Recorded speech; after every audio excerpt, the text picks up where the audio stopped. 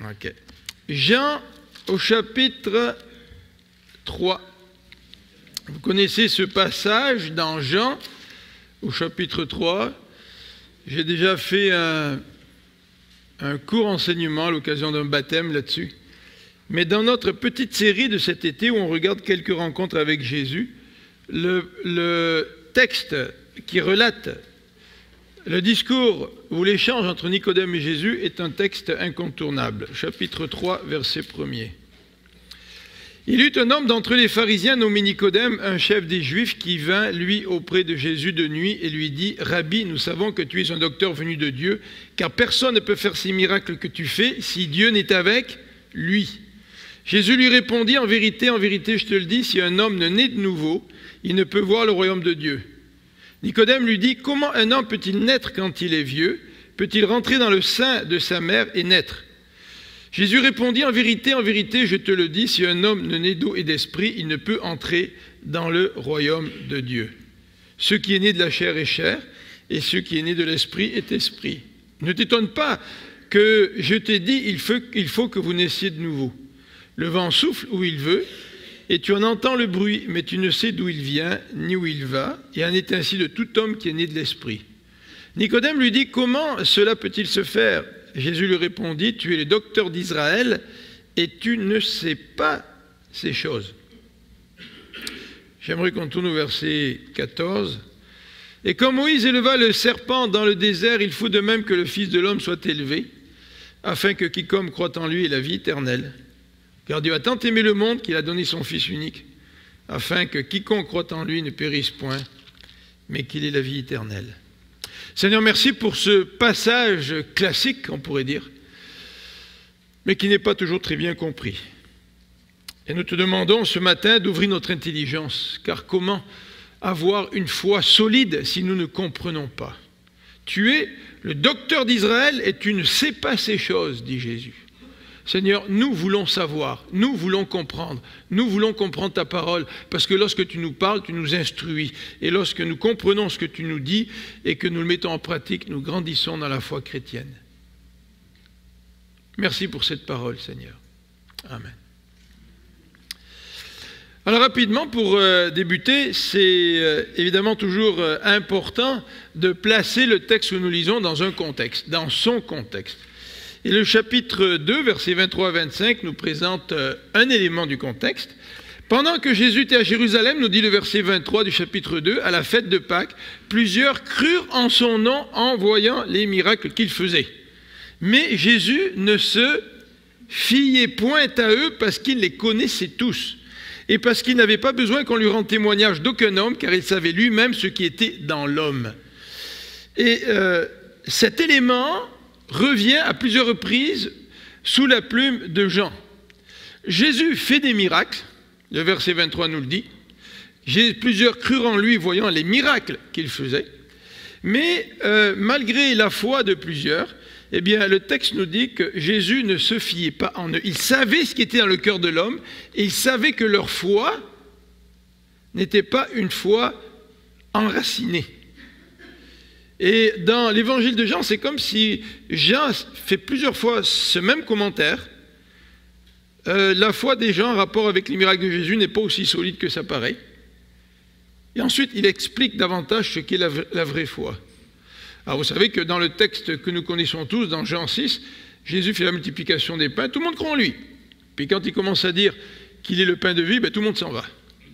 Alors le but de l'évangile de Jean, vous vous rappelez, c'est que nous puissions savoir que Jésus est le Messie et qu'en sachant qu'il est le Fils de Dieu, nous puissions croire et avoir la vie éternelle. Si tu t'arrêtes à la connaissance intellectuelle, tu n'auras pas la vie éternelle. Mais le but de Jean, c'est non seulement de convaincre ses auditeurs que Jésus est le Messie, puis il va les enseigner là-dessus. Vous vous rappelez, chapitre 1 nous présente une quinzaine d'expressions qui décrit qui est Jésus. D'emblée, dès le premier chapitre, Jean veut nous convaincre de l'identité de Jésus. Pourquoi?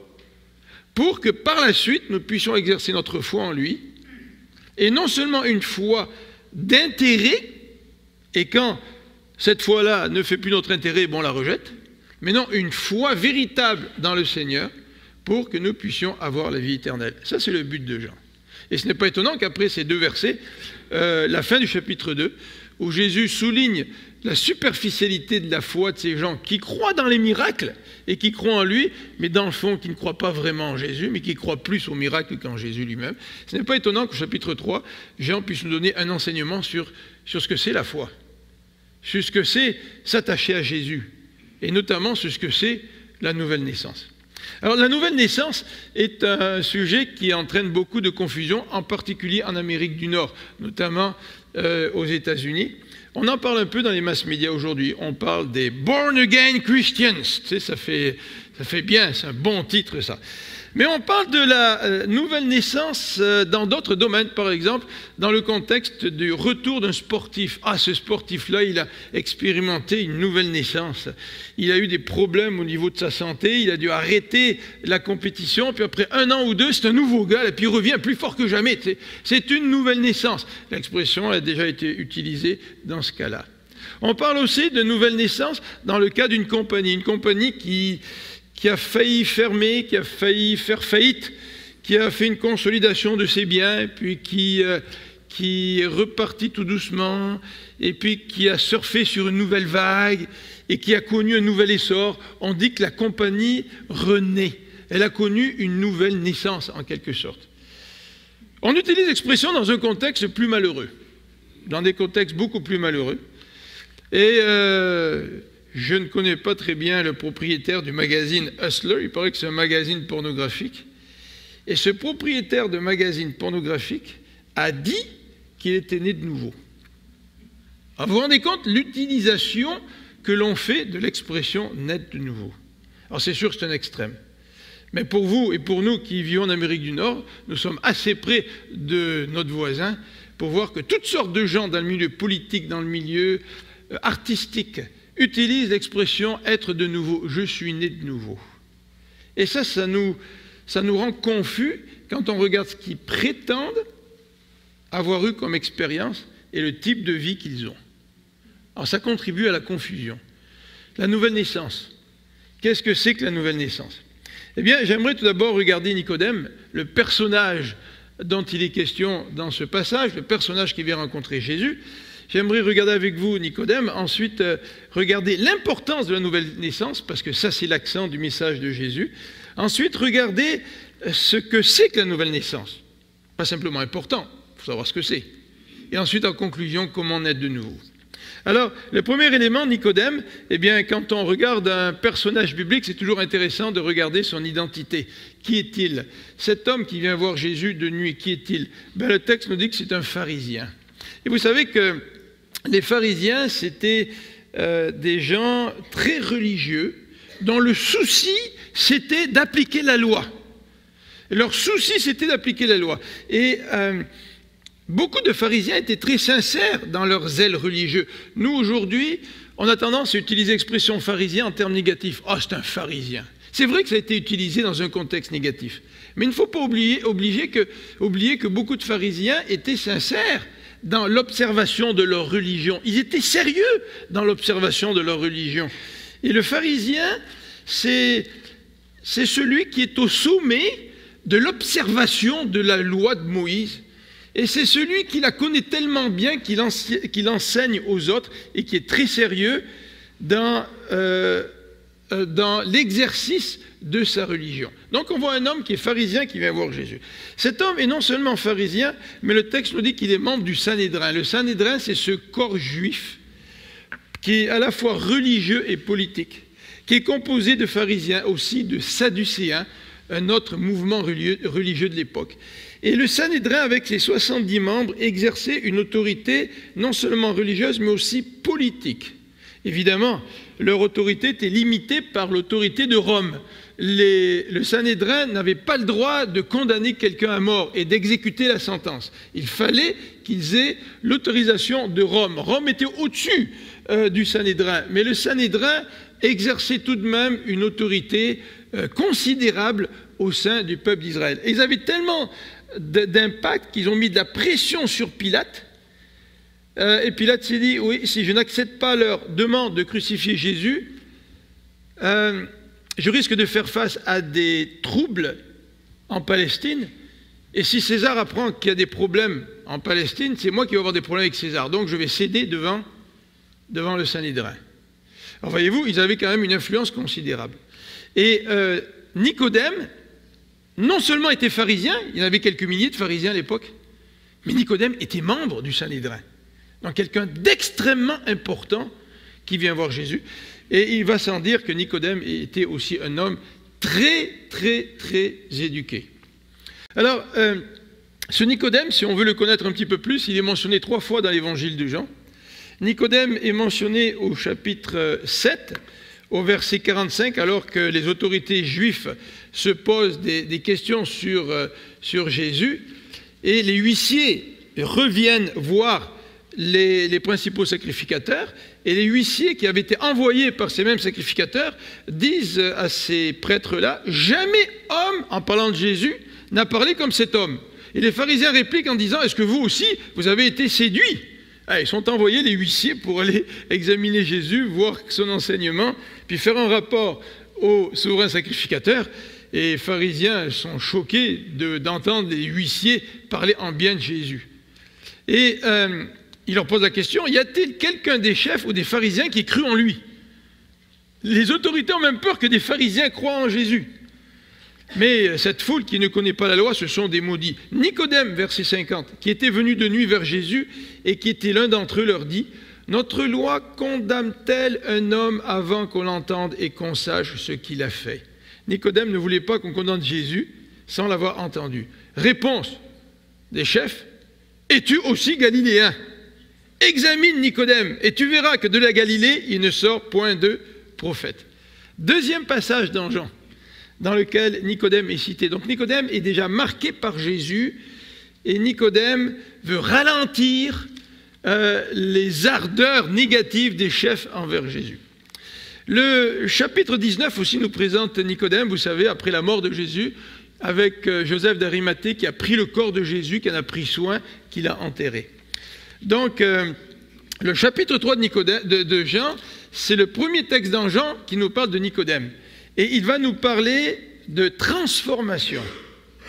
C'est assez intéressant, parce que Jean débute son évangile en prenant l'exemple d'un homme qui est au sommet de l'échelle sociale et politique de l'époque, qui vient voir Jésus, et il dit à cet homme-là, tu as besoin de transformation. Et ensuite, à la fin du chapitre 3, il va débuter un nouveau passage où il va nous mettre en présence d'une femme qui appartient à une couche sociale complètement différente. Si vous voulez, Nicodème, il est ici, en haut de l'échelle, et la femme samaritaine, elle est complètement en bas. D'abord, c'est une femme. À l'époque, les Juifs pensaient que ce n'était pas vraiment la peine d'enseigner une femme, ça ne valait pas la peine. Ensuite, elle est samaritaine. Et en plus, elle est mise à l'index dans son village. La preuve, c'est qu'elle vient chercher de l'eau à midi. Elle ne vient pas le soir en compagnie des autres femmes du village. Donc Jean est en train de nous dire, à travers ces deux passages, toutes les couches de la société, que tu sois placé tout à fait en haut de la société, ou que tu sois placé tout à fait en bas de la société, et tout ce qui se trouve entre les deux, vous avez tous besoin de Jésus. Alors dans ce passage, Nicodème approche Jésus, et c'est intéressant de regarder de quelle manière il approche de nuit. Alors vous savez, quand on veut toujours expliquer tout dans la Bible, on trouve des explications pour tout. Alors on dit qu'il est venu de nuit parce qu'il avait peur qu'on le reconnaisse. Peut-être, Jean ne le dit pas. Vous savez qu'en général, les rabbins enseignaient plutôt le soir ou la nuit. Il faisait chaud la journée. Puis quand la fraîcheur commençait à tomber, les gens venaient au pied de leur rabbi, de leur rabbin, pour les écouter. Alors, est-ce qu'il a suivi la tradition, Nicodème? On ne sait pas. Toujours est-il, il est venu de nuit, mais il a approché Jésus de façon extrêmement respectueuse. Regardez au verset 2, il lui dit « Rabbi, nous savons que tu es un docteur. » Alors déjà, Rabbi, il lui donne un titre, il reconnaît chez Jésus une notoriété, il reconnaît un certain statut à Jésus, il dit « Nous savons ». Et ça c'est intéressant. Parce que Nicodème approche Jésus avec son intelligence, avec son savoir. C'est un érudit, ce gars-là. c'est la crème de la crème. C'est un gars qui est très formé dans l'Ancien Testament, c'est un théologien. Il n'y a personne qui peut argumenter avec lui. Et il vient voir Jésus avec son intelligence, avec son savoir. Il dit, nous savons. Nous savons. Vous savez, il y a bien des gens qui approchent Jésus avec leur savoir, avec leur tête. Et Jésus, c'est très intéressant parce qu'il déplace la discussion à un niveau complètement différent. Il va dire, Nicodème, toi tu parles de savoir. Moi je vais te parler de transformation. Et tu penses qu'avec ton savoir, tu peux atteindre le royaume des cieux? Mais moi je te dis que malgré ton savoir, si tu n'es pas transformé, tu ne peux pas rentrer dans le royaume des cieux. Alors on va regarder ensemble cette importance de la nouvelle naissance qui constitue le cadre de ce chapitre 3. Les Juifs accordaient extrêmement d'importance au royaume de Dieu. D'ailleurs ici, Jésus parle du royaume de Dieu. En vérité, je te le dis, si un homme est né de nouveau, il ne peut voir le royaume de Dieu. Au verset 5, il ne peut entrer dans le royaume de Dieu. Donc les deux expressions sont similaires, n'est-ce pas? Voir veut dire entrer, entrer veut dire voir. Et le royaume de Dieu, pour les Juifs, ça concernait la fin des temps, bien sûr. Et pour les Juifs, le royaume de Dieu touchait la vie éternelle après la résurrection. Et tous les Juifs voulaient rentrer dans le royaume de Dieu. Et d'habitude, les pharisiens enseignaient que tous les Juifs y seraient admis. Les seuls Juifs qui ne seraient pas admis, ce sont des cas exceptionnels. Donc, Nicodème, qui est un pharisien, enseigne aux gens à comment entrer dans le royaume de Dieu. Et Nicodème, qui vient voir Jésus parce qu'il est touché par Jésus, vient en lui disant, « Nous savons que tu es un homme de Dieu. » Et Jésus lui dit, « Tu ne sais rien, tu as besoin d'une transformation. » Ça devait être un coup porté à l'orgueil d'un homme aussi haut placé qui, par son rôle même, enseignait aux gens à comment entrer dans le royaume de Dieu, notamment en respectant la loi de Moïse. Jésus parle d'une condition. En fait, il y a deux passages qui sont introduits par-ci, et il parle aussi d'une nécessité. Regardez la première condition au verset 3. Si un homme ne naît de nouveau, il ne peut pas voir le royaume de Dieu. Comme je l'ai dit, Jésus ne veut pas argumenter, ne veut pas faire un débat théologique. Jésus parle de transformation à cet homme-là. Et Jésus continue au verset 5. Jésus au verset 5 nous dit ceci. « Je te le dis en vérité, encore une fois, c'est extrêmement fort. » Les paroles de Jésus sont introduites par ces termes, en vérité, en vérité. « Je te le dis ». C'est extrêmement solennel, c'est extrêmement important, c'est capital ce que Jésus est en train de dire. Il est en train de dire encore une fois, si un homme, une deuxième condition, ne naît d'eau et d'esprit, il ne peut entrer dans le royaume de Dieu. Alors on va regarder dans quelques instants ce que signifient ces expressions. Et au verset 7, Jésus va encore expliquer avec force, ces paroles sont très très fortes. Nous ne réalisons pas le choc que ça a dû être pour Nicodème d'entendre cela. Jésus dit, ne t'étonne pas. Jésus voit que Nicodème est extrêmement étonné. Il est surpris. Il est désarçonné, Nicodème. Ne t'étonne pas que je t'ai dit, il faut. La nécessité. Jésus a parlé de conditions. Maintenant, il dit, il faut que vous naissiez de nouveau. Aux yeux de Dieu, aux yeux de son Fils, si tu veux connaître le royaume de Dieu, il faut que tu naisses de nouveau. C'est déstabilisant, parce que je ne peux pas provoquer ma naissance. Mais même si moi, je ne contrôle pas ma naissance, la nécessité reste néanmoins extrêmement importante. Il faut que je naisse de nouveau. Alors, il y a une portée dans ces paroles, comme on vient de le voir, qui est extrêmement présente dans ce texte. Nicodème, comme on vient de le dire, un homme de son rang qui se fait dire « tu dois être transformé ». Nicodème, un homme de son âge. Jésus lui dit « il faut que tu naisses de nouveau ». Et Nicodème, au lieu de chercher à comprendre vraiment, il garde au point de vue littéral les paroles de Jésus. Comment un vieil homme peut-il entrer dans le sein de sa mère de nouveau, tu sais? Et vous allez voir, Jésus lui dit, comment, toi, docteur d'Israël, tu ne comprends pas? Il aurait dû comprendre, Nicodème. Pourquoi il aurait dû comprendre? On va le voir dans quelques instants. Mais les paroles de Jésus ne s'adressent pas simplement à un homme de son rang ou à des gens qui sont au sommet de l'échelle sociale. Mais les paroles de Jésus ne s'adressent pas simplement à des jeunes ou à des femmes. Vous savez, souvent les gens disent « Oh, la foi, c'est l'affaire des femmes et des vieilles femmes. » Mais ça s'adresse à tout le monde. D'ailleurs, Jésus va le souligner au verset 7. « Il faut que vous naissiez de nouveau. » Jésus élargit son auditoire en ne s'adressant pas simplement à Nicodème. « Oh oui, c'est l'affaire Nicodème, c'est l'expérience de Nicodème, c'est pas la nôtre, c'est pas vrai. » Jésus, en parlant à Nicodème, s'adresse à chacun d'entre nous. Donc l'importance de la nouvelle naissance, regardons maintenant ce qu'est la nouvelle naissance. Alors, la nouvelle naissance, elle nous est décrite au verset 3 en ces termes.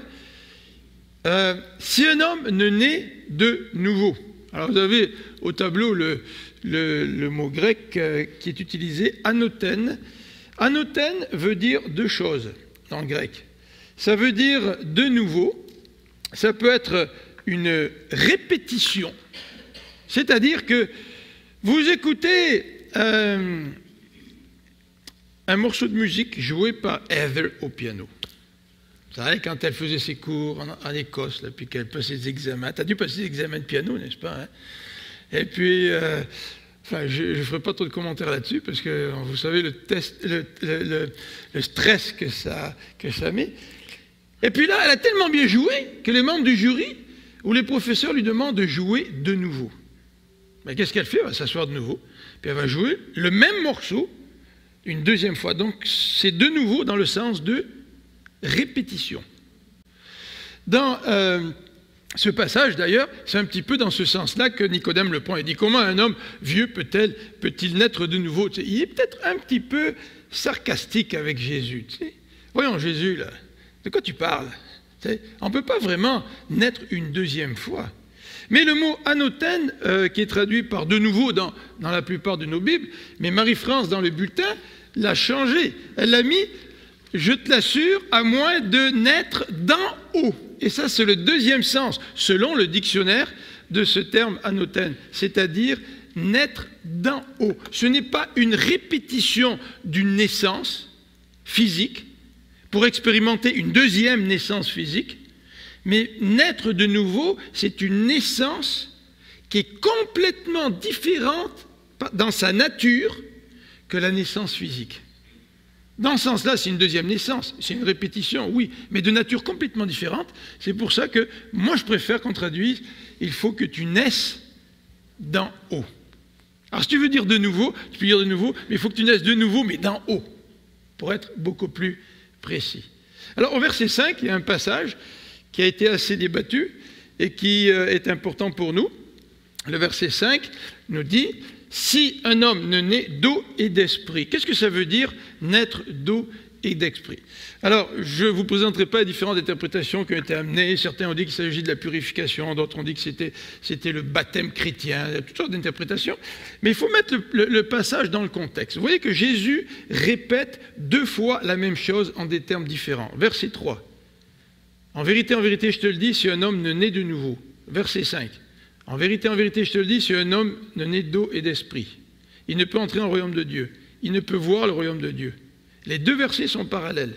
Les deux versets amènent ou transportent le même sens.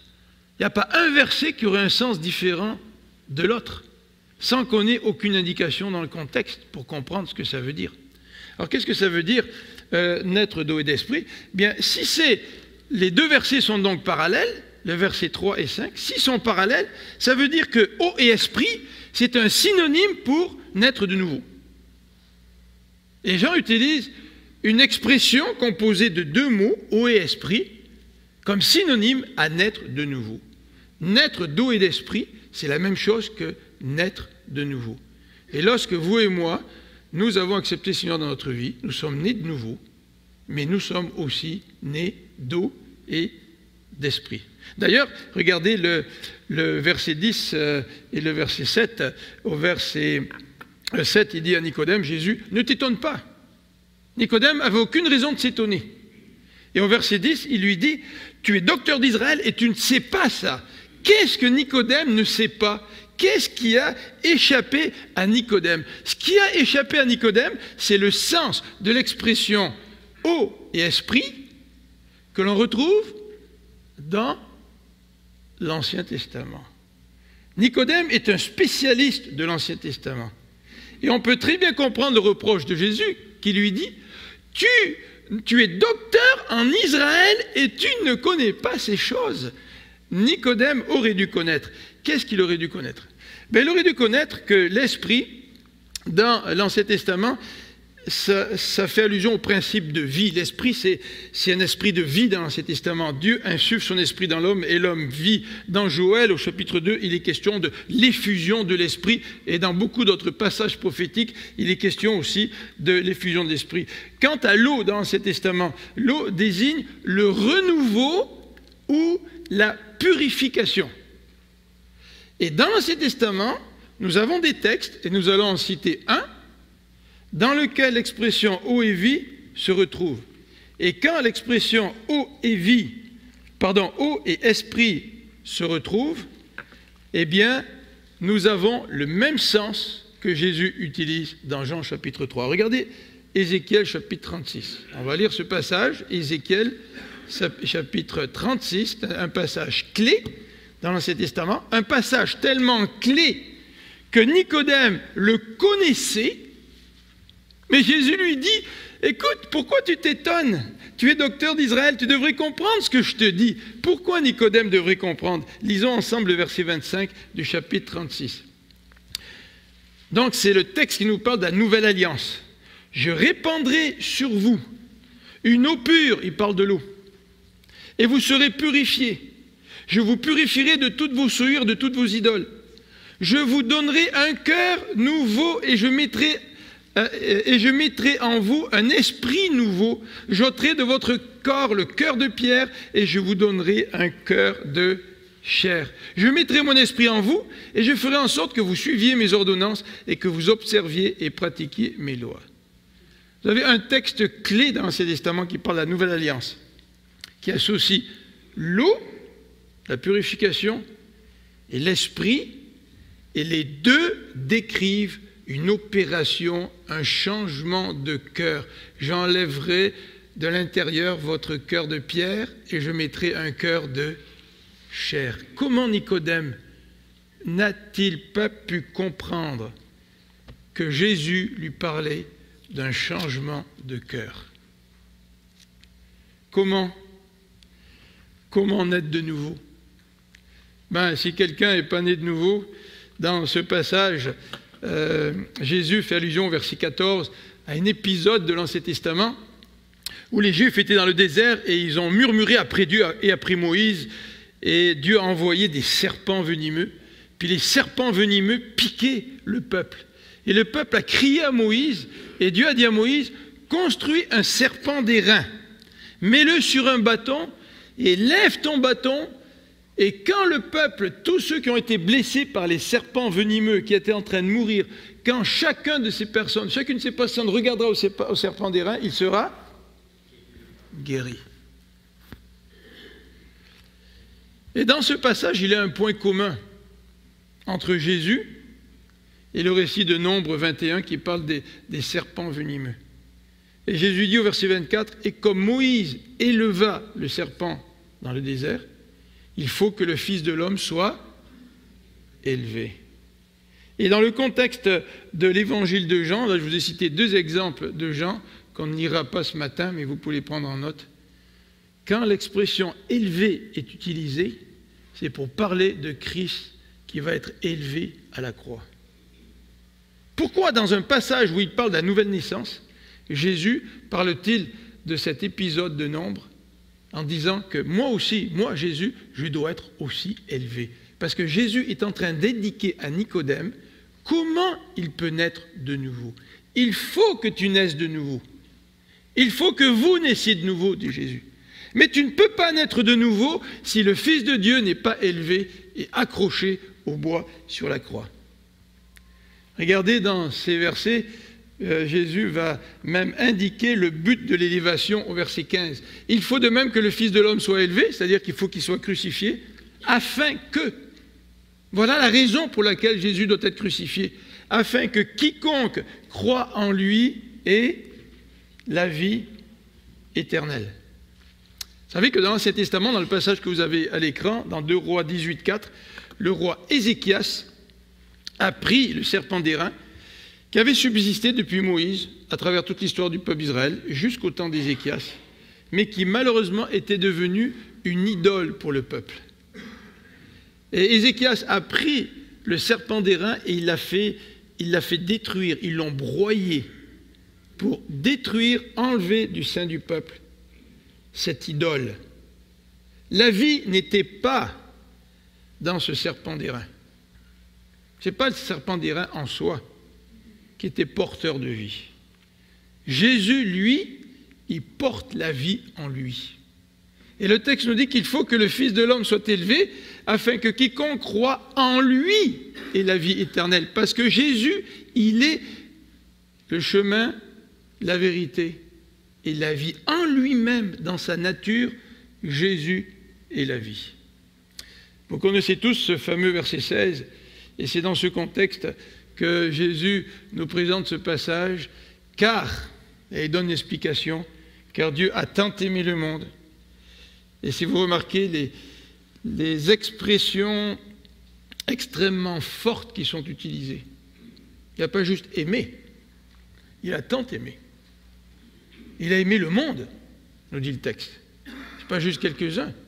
Qu'il a donné son Fils, pas n'importe quel Fils, le Fils unique. Toutes les expressions absolues de ce passage, afin que quiconque, c'est pour tout le monde, croit en lui, ne périsse point, mais qu'il ait la vie éternelle. Et dans le contexte, si on lit par la suite, Jésus va parler de jugement, de condamnation. Il va décrire ce verbe périr, ce que c'est que périr pour l'être humain. Jésus est venu pour que nous puissions expérimenter la nouvelle naissance. C'est un enseignement bouleversant pour Nicodème. C'est un enseignement qui l'a remué de fond en comble. Ça allait à l'encontre de tout ce qu'il enseignait, de tout ce qu'il faisait, de tout ce qu'il croyait. Mais Jésus lui dit, il faut que toi, tu naisses de nouveau. Et s'il y avait au sein du peuple une personne qui aurait pu être exempte ou exemptée de cet enseignement-là, c'est bien quelqu'un comme Nicodème. Et pourtant, Jésus lui a dit, tu as besoin de la nouvelle naissance. On va prier ensemble.